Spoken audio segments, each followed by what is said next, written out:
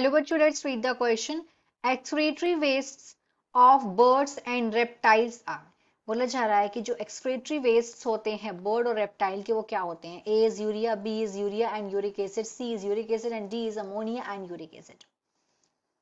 Question का पहले हम देखेंगे की कंसेप्ट. की concept of this question is, तो यहाँ पे की कंसेप्ट है excretory waste. Excretory waste. तो अलग अलग ऑर्गेनिजम्स में उनके एक्सक्रीटरी वेस्ट अलग अलग फॉर्म में होते हैं. मतलब जो नाइट्रोजन वेस्ट होता है वो अलग अलग फॉर्म में होता है. तो यहां पूछा गया है कि जो बर्ड्स होती हैं और जो रेप्टाइल्स हैं, जो रेंगने वाले जानवर हैं, इनमें जो इनका जो नाइट्रोजन वेस्ट है वो किस फॉर्म में बॉडी से एलिमिनेट होता है. तो बेसिकली नाइट्रोजन वेस्ट बॉडी से एक तो होता है अमोनिया के फॉर्म में, जहां पे ये ऑप्शन ए डी में देके रखा है. अमोनिया में उन ऑर्गेनिजम्स में अमोनिया के फॉर्म में नाइट्रोजन बेस्ड वेस्ट बॉडी से रिमूव होता है जहां पे एक्सेस वाटर होता है, क्योंकि जो अमोनिया है ये हाईली टॉक्सिक होता है. It is highly toxic. और उन्हीं ऑर्गेनिज्म में ये नाइट्रोजन वेस्ट होता है जहां पे पानी की कोई कमी नहीं होती है, जैसे कि एक्वाटिक एनिमल्स हो गए. उसके बाद नेक्स्ट में दिया है यूरिक एसिड. तो यूरिक एसिड और अमोनिया एकदम अपोजिट हो जाता है, क्योंकि यूरिक एसिड जो होता है इसमें सबसे कम पानी की जरूरत होती है, लेस वाटर. और ये प्रेजेंट होता है उन एनिमल्स में जिनमें पानी की कमी होती है, तो ये इसका आंसर नहीं हो सकता है. यूरिक एसिड, अब हम बात करेंगे यूरिक एसिड की, तो बर्ड्स और रेप्टाइल्स में जो नाइट्रोजन वेस्ट है वो यूरिक एसिड के फॉर्म में ही होता है. यूरिक एसिड के फॉर्म में ही होता है.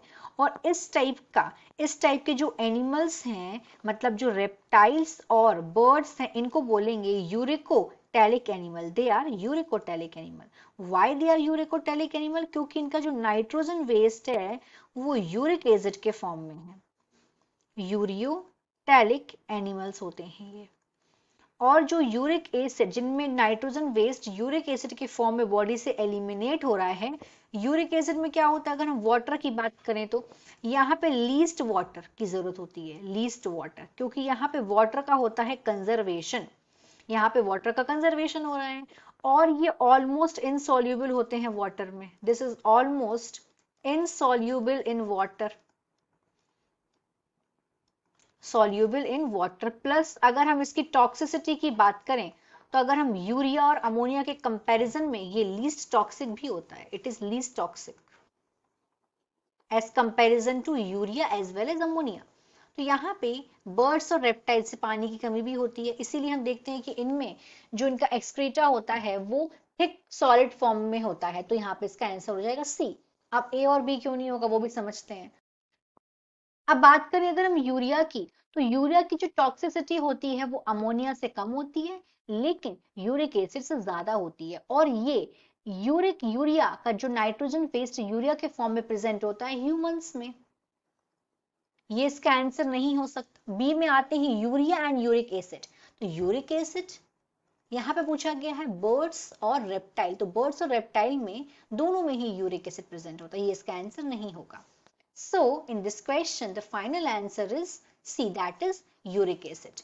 Hope you understood it well. Best of luck.